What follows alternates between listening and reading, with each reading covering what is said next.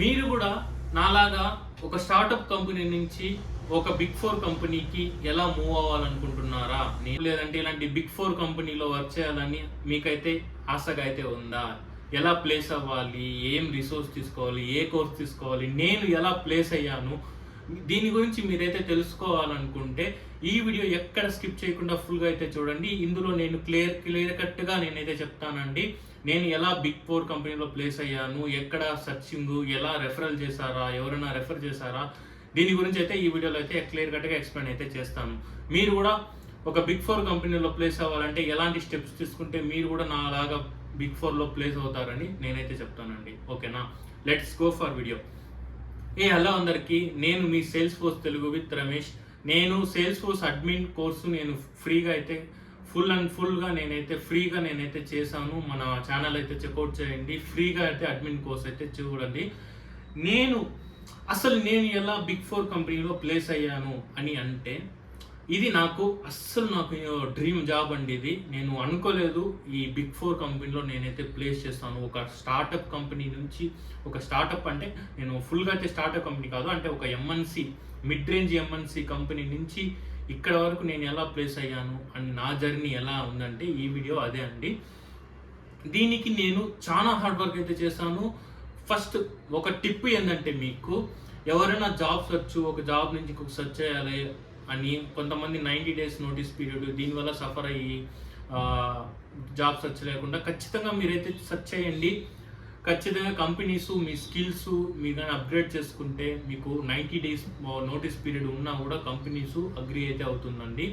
నా కేసులో కూడా అలానే అయ్యింది. చాలా మంది, నేను ఇది ఒక మీకు చెప్పాలనుకుంటున్నా, మీరు వరి అయితే అవ్వకండి 90 days యాక్సెప్ట్ చేయడం లేదండి. చాలా కంపెనీస్, ఇలాంటి మంచి కంపెనీస్ వెయిటింగ్ అయితే, ఒక మంచి బిగ్ ఫోర్ కంపెనీ కానీ లేదంటే ఎంఎన్సీస్ కానీ చాలా కంపెనీస్ అయితే 3 months అయితే యాక్సెప్ట్ అయితే చేస్తుంది. బట్ దానికి తగినట్టు మీరు స్కిల్స్ అప్గ్రేడ్ చేసుకుని మీకు సత్తా ఉండాలి జాబ్ కొట్టేంత వరకు అని మీ ఇంటర్వ్యూలో ప్రూవ్ చేసుకున్నారంటే వాళ్ళు ఖచ్చితంగా అయితే తీసుకుంటారండి. ఓకే, ఫస్ట్ నా జర్నీ ఎలా స్టార్ట్ అయిందంటే, మీకు అందరికి తెలుసు, నేను ఒక మిడ్ రేంజ్ స్టార్టప్ ఎంఎన్సీలో వర్క్ అయితే చేశాను.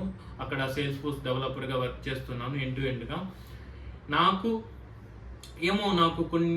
ఒకనొక సిచ్యువేషన్లో నేను ఆల్మోస్ట్ ఒక 2 years దాకా వర్క్ అయితే చేశాను. నేను అక్కడ వర్క్ చేసి నాకు ఒక రోజు నాకు ఫైన్ డే నాకు అనిపించింది, ఇక్కడ మనం ఉంటే మనకు తెలిసిపోతుంది కదా ఒక 1 yearలో ఈ కెరియర్ గ్రో ఎలా ఉంటుంది. అసలు నేను చేసింది మిడ్ రేంజ్ స్టార్టప్. నేను నా ఫ్యూచర్ గురించి చాలా థింక్ చేశాను. ఇది నాకు సూట్ అవుతుందా, ఈ కంపెనీలో ఉంటే నాకు ఈవెన్ నాదేం నైట్ షిఫ్ట్ ఏం కాదు, 9 to 5 జాబే. నేను మంచి కంఫర్టబుల్, నాకు హైబ్రిడ్ మోడల్ ఇచ్చినారు, లీవ్స్, ఇవన్నీ నాకు అన్ని పాజిటివే ఉన్నింది. శాలరీ కూడా టైంకి అయితే ఆన్ టైం వస్తుంది. ఎలాంటి తలనొప్పి అయితే లేదు, గడిచిపోతా ఉన్నింది. బట్ నాకు సమ్ పాయింట్ ఆఫ్ వ్యూలో నేను సరే ట్రయల్ చేద్దాము అని నేను రెజ్యూమ్ అప్డేట్ చేసి, నా స్కిల్స్ అన్నీ, నేను చేసిన వర్క్ అన్నీ డీటెయిల్స్ అన్నీ అప్డేట్ చేసి నేను ఒక రెజ్యూమ్ నౌకరీలో పెట్టి, లింక్డ్ఇన్లో పెట్టాను. పెట్టాక నాకు కాల్స్ స్టార్ట్ అవ్వడం. నేను అక్కడ 2 months, యాక్చువల్గా నా కంపెనీలో 2 months నోటీస్ పీరియడ్.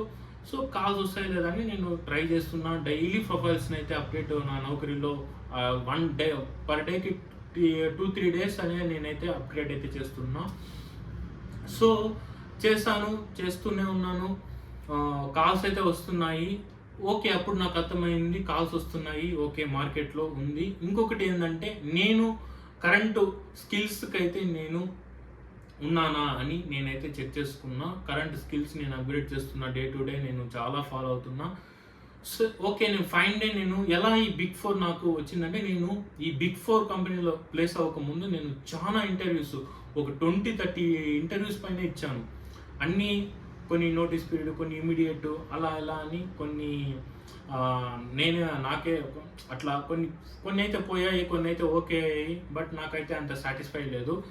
నేనైతే ఎవరైనా మీరు జాబ్ సెర్చ్లో ఉంటే ప్లీజ్ జాబ్ వచ్చాకే పేపర్ వేయండి. ఎందుకంటే అది ఒక బర్డన్గా అయిపోతుంది మీకు. ఒక ఫినాన్షియల్, మీరు ఏదైనా లోన్ కానీ తీసుకుని ఉంటే విత్ ఇన్ 2-3 monthsలో మీకు జాబ్ రాకపోతే మీకు ఫినాన్షియల్ కండిషన్స్ ఎక్కువ అయితే అవుతుంది. సో అలాంటి కండిషన్కి అయితే వెళ్ళకండి. సో ఇంకొక టిప్ ఏంటంటే, ఏదైనా మీకు నేను స్టార్ట్ చేసింది జనవరి నుంచి అండి. ఈ ఇయర్ జనవరి నుంచి స్టార్ట్ చేశాను. మార్చ్‌లో నాకైతే ప్లేస్ అయింది. ఫ్రెండ్స్ నేను చెప్తున్నా, జనవరి టు ఫిబ్రవరి క్యాలెండర్ ఇయర్ స్టార్టింగ్‌లోనే హైరింగ్స్ అయితే ఎక్కువ స్టార్ట్ అవుతుంది. ఎందుకంటే కొంతమంది ఇలాగే నోటీస్ హైక్స్ రాకుండా కొంతమంది వెళ్ళిపోవడం, లేకపోతే కొంతమంది న్యూ ప్రాజెక్ట్ కోసం ఇప్పుడు కంపెనీస్లో ఎలా అయితే ప్రాజెక్ట్స్ అంటే ఎలా వస్తున్నాయంటే, ఇప్పుడు ఏప్రిల్లో ప్రాజెక్ట్ వస్తుందని అని కంపెనీ వాళ్ళకి తెలిసిందంటే, దానికి రిసోర్సెస్ లేదంటే వాళ్ళు ముందుగానే ఒక 2-3 మంత్స్, ఎందుకంటే 2-3 మంత్స్ బిఫోరే వాళ్ళైతే రిక్రూట్ స్టార్ట్ అయితే చేస్తారు. ఎందుకంటే ప్రాజెక్ట్ స్టార్ట్ అవ్వడం 2-3 మంత్స్ అవుతుంది. కొన్ని క్యాండిడేట్స్ ఎలా అంటే 2 మంత్స్ అంటారు, కొన్ని 3 మంత్స్ అంటారు. ఇలాంటి టైంలోనే 3 మంత్స్ అయినా కూడా మనల్ని అయితే యాక్సెప్ట్ అయితే చేస్తారు. ఓకేనా? మీరు ఇలానే ప్రజెంట్ కార్పొరేట్లో జరిగేదండి. ఓకేనా? మీరు ఏం వరి అవ్వకండి 2 మంత్స్ 3 మంత్స్ దాని గురించి అని. ఖచ్చితంగా మీకంటూ ఒక కంపెనీ అయితే ఉంటుంది. మీరు దానికోసం హార్డ్ వర్క్ అయితే చేయండి. వచ్చేది వస్తుందండి. మీకు రావాల్సింది అనుకుంటే, నేను ఎక్స్పెక్ట్ చేయలేదు మీకు ఇంకొకటి చిన్న మోటివేషన్ చెప్పనా మీకు. ఒకసారి మీరు మల్టిపుల్ ఇంటర్వ్యూస్ ఫెయిల్ అయినారంటే వరి అవ్వకండి, అది ఏం అవ్వదు. నేను నా జర్నీలోనే నేను చెప్తున్నా. ఈవైలో ప్లేస్ కాకముందు నేను ఒక చిన్న అంటే ఎంఎన్సీస్కి ఇచ్చాను, పోయినాయి. అక్కడ చాలా నన్ను కొన్నిసార్లు నేను ఇంత రెఫర్ చేసుకోలేదా, నేను చేయలేదా అని పోయిన 2-3 రౌండ్స్ అటెండ్ అయ్యి థర్డ్ రౌండ్లో పోవడం ఇలాంటివన్నీ జరిగినాయి. సో నేను అప్పుడు కొంచెం వరి అయినా, అఫ్కోర్స్ వరి అయితే ఉంటుంది. సో వరి అవ్వకండి, ఖచ్చితంగా మీకంటూ ఒకటి అయితే. నేనైతే అప్పుడు నేను ఎక్స్పెక్ట్ చేయలేదు. నేను అప్పుడు అలానే అనుకున్నా, ఇది కాకపోతే ఇంకొకటి ఉంటుంది, మనకంటూ ఒకటి ఉండదా అని బట్ నాకు ఇలా మంచి బిగ్ 4లో స్టార్ట్ అవుతుందని నాకైతే అనుకోలేదు. నేనైతే ఇచ్చాను. సో ఇలానైతే నా జర్నీ అయితే స్టార్ట్ అయింది. ఇంకొకటి, ఫిబ్రవరి మార్చ్లో నేను ప్రతి ఒక్క వాల్కిన్లో అయితే వెళ్ళానండి. మీకు వాల్కిన్లో అయితే వెళ్ళండి. ఎందుకు చెప్తున్నానంటే, వాకిన్లో 2-3 ఇప్పుడు ఒక 3 రౌండ్స్, ఇప్పుడు మనం నార్మల్గా వీడియో కాల్స్లో జూమ్స్లో జరగడం అన్ని వర్చువల్గా జరగడం, ఒక 2-3 వీక్ అంటే 2-3 రౌండ్లు కొంచెం లాంగ్ ప్రాసెస్ అయితే అవుతుంది. కొంచెం హైరింగ్స్ అప్పుడు కంపెనీస్కి ఏమంటే, మీరు ఫస్ట్ రౌండ్ ఇచ్చింటారు, బాగానే ఇచ్చింటారు, మీకు అనిపిస్తుంది. వాళ్ళు రిక్రూట్మెంట్ ప్రాసెస్ ఇంకొక క్యాండిడేట్ అయితే మిమ్మల్ని కంపారిజన్ అయితే చేస్తారు. ఓకేనా?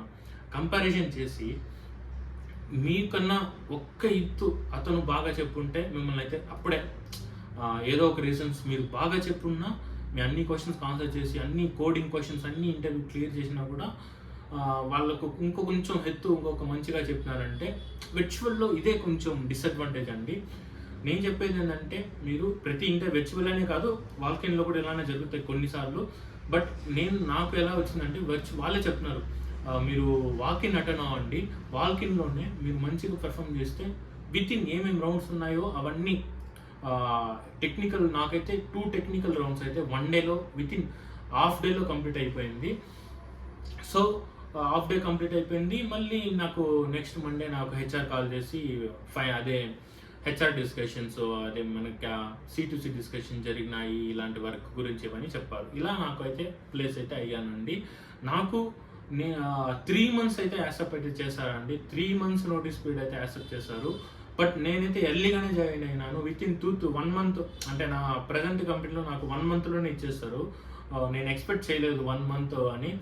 ఈ 1 మంత్ నేను 2 మంత్స్ అని చెప్పే కొద్దికి కొంచెం శాలరీ నెగోషియేషన్ కూడా సరిగ్గా చేయట్లేదు. ఎందుకంటే 1 మంత్ అని అంటే ఇంకా మంచిగా శాలరీ నెగోషియేషన్ చేసి ఉండొచ్చు. But I miss the opportunity. So but anyway I got the opportunity. So ఇదండి నా జర్నీ. నేను ఇలా వచ్చాను, ఇలా ప్లేస్ అయితే అయ్యాను. ఇప్పుడు ఆల్మోస్ట్ 1 మంత్ అయ్యింది నేను ఇక్కడ జాయిన్ అయ్యి. సో మీరు కూడా ఖచ్చితంగా కోర్స్ నేర్చుకుని, జస్ట్ కోర్స్ నేర్చుకోవడమే కాదు, దానికి తగినట్టు హార్డ్ వర్క్ చేస్తే ఖచ్చితంగా మీరు నాలాగా ప్లేస్ అవుతారు, ఖచ్చితంగా ప్లేస్ కూడా అవుతారు. సో మీరు ఎవరికైనా ఇంట్రెస్ట్గా ఉండి సేల్స్ ఫోర్స్, నేనైతే ప్లాన్ అయితే చేస్తున్నా, ఒక ఇంటర్వ్యూ సిరీస్, ఏవేవి క్వశ్చన్స్ టెక్నికల్ ఎలా ప్రిపేర్ అవ్వాలి, దాని గురించి అయితే ఫ్రెషర్స్‌కి ఎలా ఏ కోర్స్ నేర్చుకోవాలి, కోర్స్‌ని ఎలా పిక్ చేయాలి, ఇలాంటివన్నీ నేనైతే అప్‌కమింగ్ వీడియోస్‌లో అయితే నేనైతే పోస్ట్ చేయాలనుకుంటున్నా. సారీ నేను ఇప్పుడు ఇన్ని రోజులు నేను వీడియోస్ చేశాను. బట్ అవన్నీ కోర్స్ అయితే కంప్లీట్ అయిపోయింది. మళ్ళీ ఫ్యూచర్‌లో నేను పెయిడ్ కోర్సెస్ కూడా స్టార్ట్ అయితే చేస్తాను.